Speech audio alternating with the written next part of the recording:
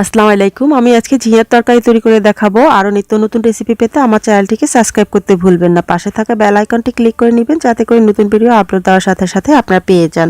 তো এখন কি কি লাগবে তা দেখে নিই। এখানে ঝিঙে নিয়েছি আমি 4টি, চিংড়ি নিয়েছি হাফ কাপ, একটি পেঁয়াজকে কুচি করে নিয়েছি, হলুদ মরিচ নিয়েছি 1 চা চামচ, আর ধনিয়া নিয়েছি হাফ চা চামচ, হাফ চা চামচ রসুন পেস্ট নিয়েছি, কোয়ার্টার কাপ নিয়েছি তেল, একটা টমেটোর হাফ কিউব করে কেটে নিয়েছি, 5-6টি কাঁচামরিচ নিয়েছি, লাগবে ধনেপাতা কুচি, স্বাদ অনুযায়ী লবণ লাগবে। পাতিলে তেল দিয়ে তেল গরম করে নিয়ে এখন পেঁয়াজ দিয়ে দিয়েছি,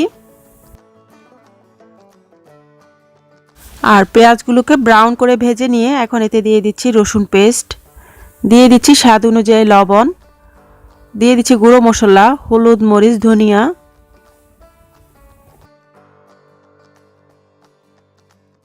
গুঁড়ো মশলাগুলো দেওয়াতে তেলে পুড়ে যাতে না যায় সেজন্য একটু পানি দিয়ে দিচ্ছি। এখন পেঁয়াজ আর গুঁড়ো মশলাগুলোকে মিশিয়ে নিচ্ছি।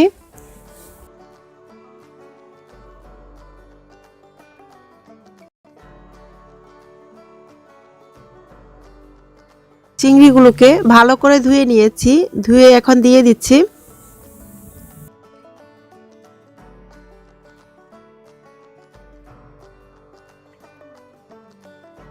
আর চিংড়ি মাছের সাথে সব মশলাগুলোকে মিশিয়ে দিয়ে কয়েক মিনিট নেড়েচেড়ে কষিয়ে নিব।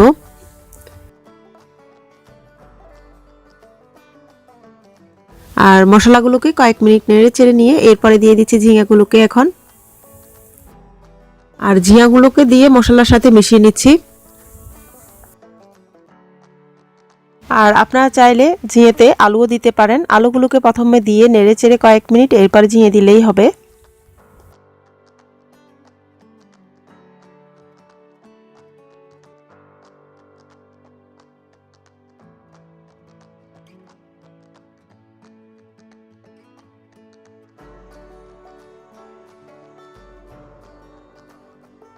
আর মশলার সাথে মিশিয়ে নিয়ে এখন এগুলোকে ঢেকে দিচ্ছি।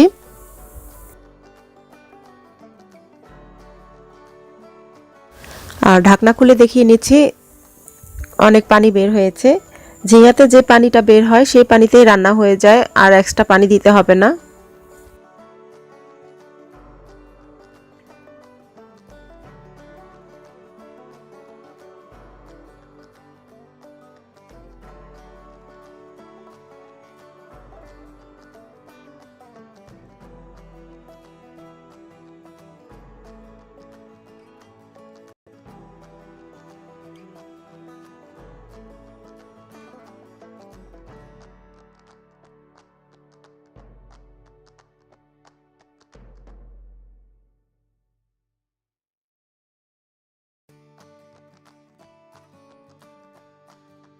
এর মাঝে এসে নেড়েচেড়ে আবার ঢাকনা দিয়ে দিচ্ছি।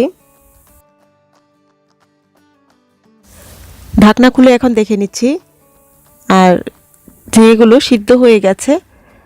এখন এতে দিয়ে দিচ্ছি কিউব করে কেটে রাখা টমেটো, আর এখন দিয়ে দিচ্ছি কাঁচামরিচ। কাঁচামরিচগুলোকে দিয়েও নেড়েচেড়ে এরপরে ঢেকে দিচ্ছি।